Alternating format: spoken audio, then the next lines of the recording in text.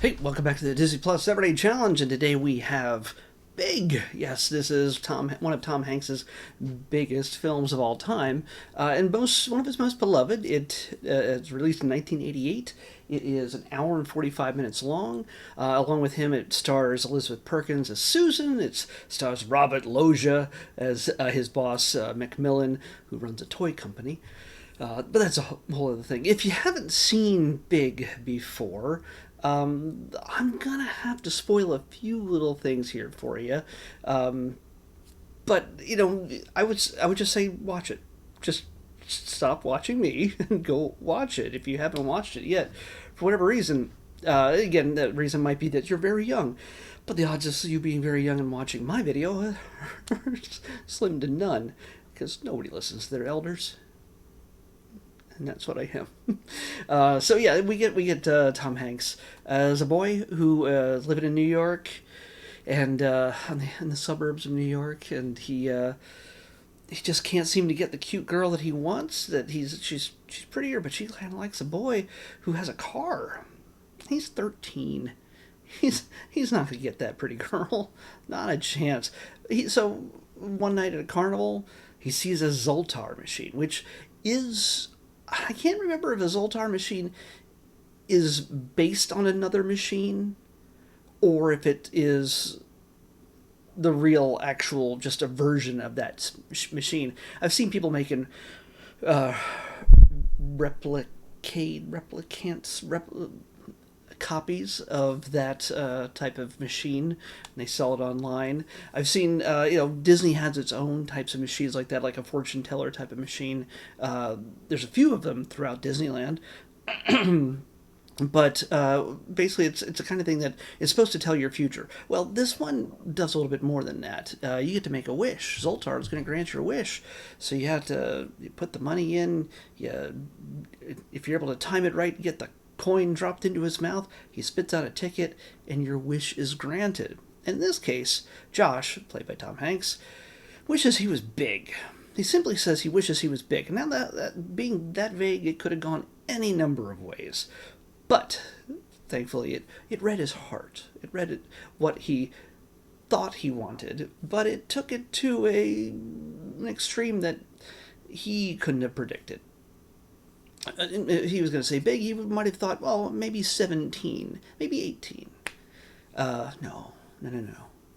He's like in his early 30s when he pops out as Tom Hanks and becomes, his own worst enemy, in the sense that just trying to get out of the house after he discovers he's changed all over, without terrifying his mom, is a feat in itself. Convincing his best friend that he is a grown man, well,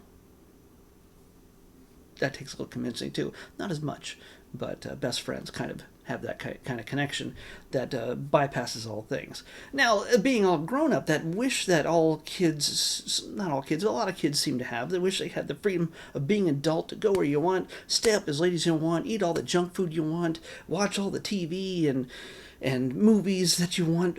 Having that freedom, mom and dad not telling you where to go, what to do, whatever, it's a dream. And, you might get be with the pretty girl. Well, Josh gets all of that, and that's where it gets problematic.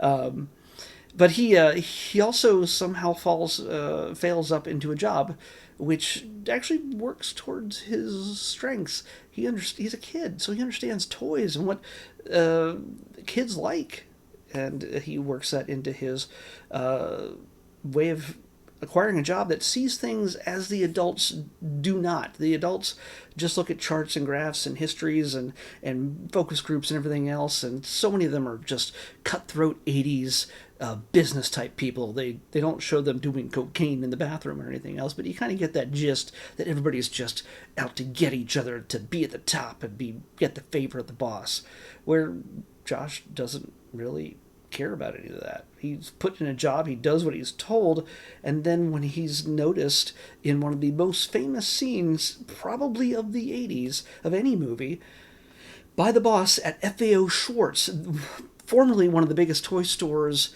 In the world, well, most famous, I should say, in New York City, at the very least, certainly the biggest, most popular toy store of the time. I've been there plenty of times back in the 80s, 90s, 2000s, and yes, it it technically doesn't exist. I don't know if it's disappeared since the last time I was in New York in 2019 was the last time I was there.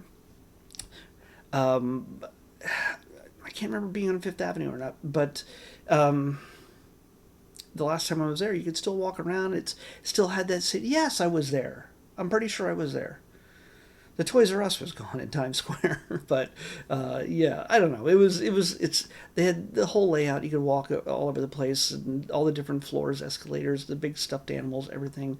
The piano was even there, and you could pose on it or dance on it if you wanted to, just like the scene in which Tom Hanks is noticed by Robert Loggia, his boss, who plays Macmillan, the name of the toy company that he runs, and the Macmillan realizes that this guy is something special and understands kids and understands toys in a way that nobody else can, and they really connect, and he just rockets up the scale in the company where he's very excited after 1 week of work to get a $187 check and 30 cents. Well, now he's rich enough to buy a practically penthouse apartment and anything he wants: pinball machines, Pepsi machines, all the toys, plus a bunk bed, so his buddy can come over and his best friend can come over and hang out.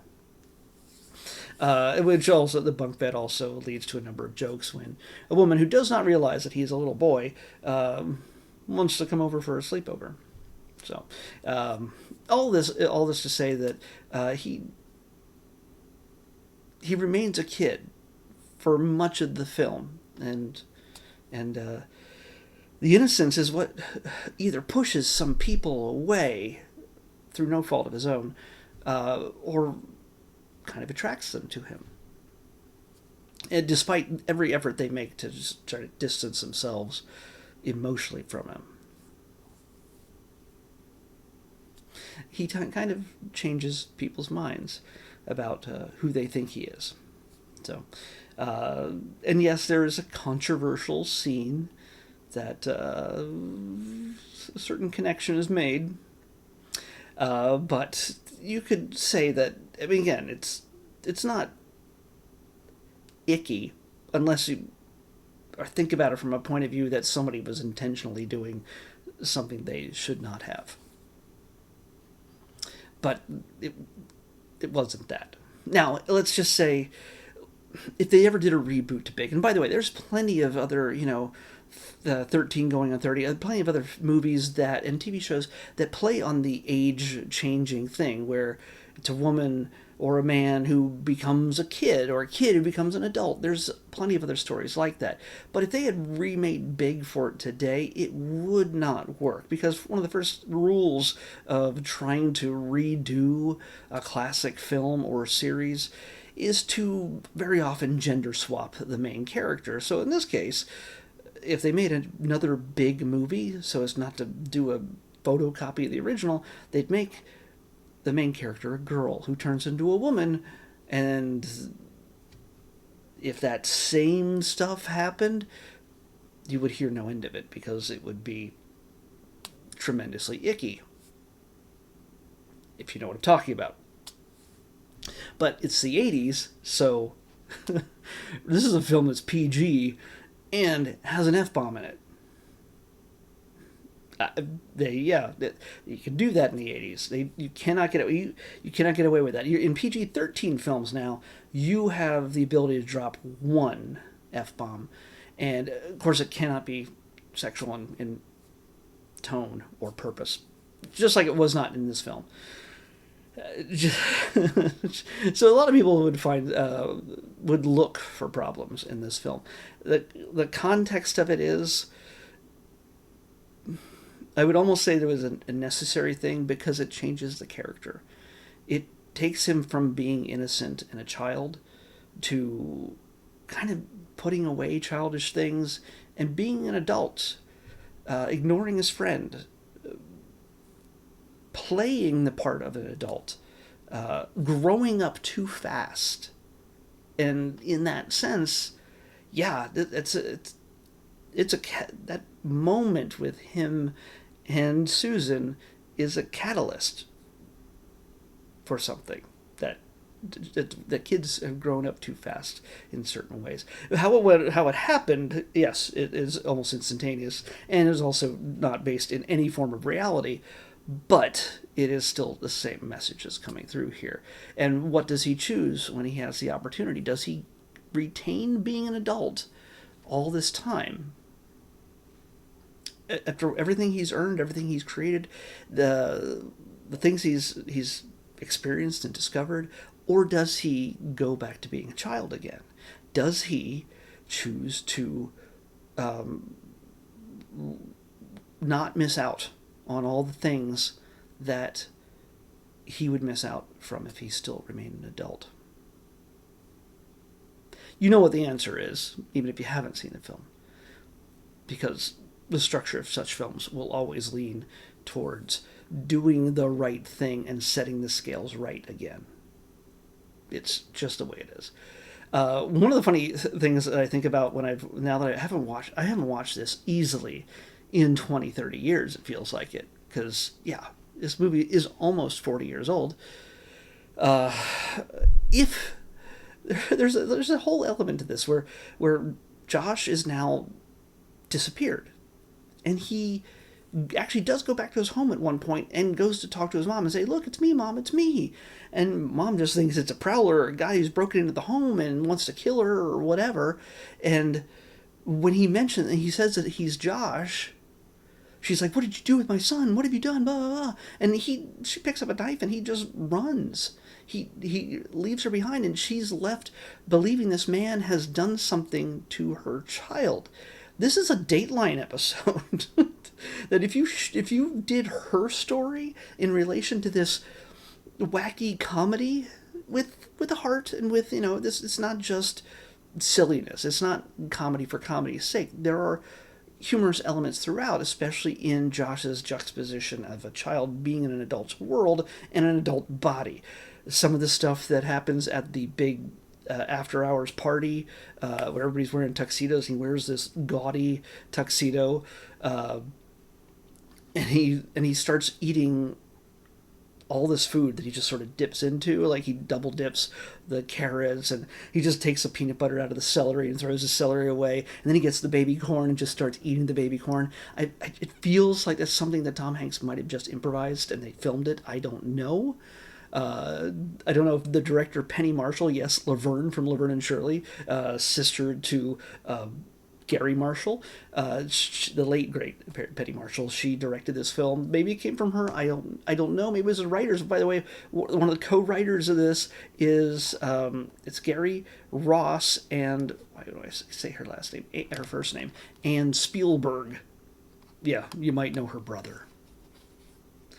He did a little thing called Jaws and E.T. and Raiders of the Lost Ark. So yeah, this is kind of a big. There's a lot of people in this who made this film, and that's probably one of all these really good ingredients are probably the reason why it's so popular. But going back to the idea of this Dateline story, imagine. While all this wackiness is happening with Josh in New York City, occasionally he makes a call to his mom as the guy she assumes is her son's kidnapper. And I almost want to write a very seriously toned short film that shows the anguish that she goes through as she deals with, or maybe like a fake Dateline episode, as she's going through all of the stuff that she would go through. It's you see it on Dateline or 2020 or all those different murder mystery or kidnapping type of shows where it's just tragedy and horror, and that's what she's going through. As much as the kidnapper that Josh is pretending to be, going, "Oh yeah, he's fine, he's great. We're just going to keep him for like another month or so, but he'll be back. Everything's fine. He's doing good." And then he even writes to his mom as himself. It's like, hey, I'm having a great time. It's almost like camp. Still, imagine getting that letter. Imagine getting the getting those phone calls, and on her end, just telling that story.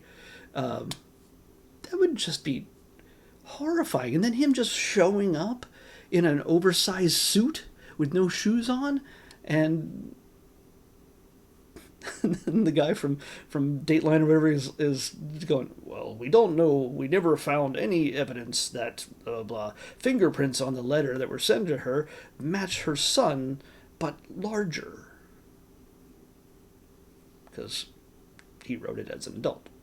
Again, it's a very morbid take on her thing, but she's, for the most part, ignored, because it would be a really dark take to see her suffering through all of this while he's just having a great time in New York and meeting girls or from work who don't want to use the bunk bed and playing pinball, like, whatever. By the way, the pinball was now I forgot it already. It's one of my favorites of all time. Pinbot. It was Pinbot, just for the for the nerds out there, for the pinball nerds out there. This is a great fun movie, and it is as problematic as some people may see it now, and that the fact that it probably could never be made today with this storyline. Again, 13 going on 30 with Jennifer Garner definitely dealt with the child in the adult body kind of situation for girls in a totally different way. But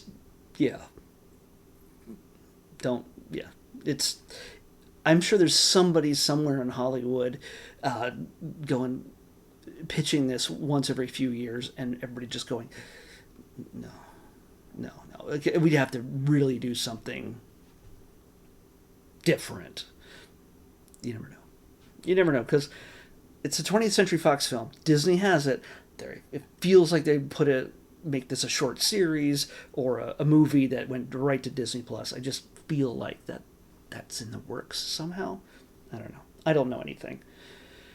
It's just a guess. So definitely connect with an old classic and set aside the problematic stuff if you can. Just enjoy the fantasy and the silliness, and just how fantastic a young Tom Hanks is at playing even younger while in his own body. Let's pick tomorrow's episode. 28.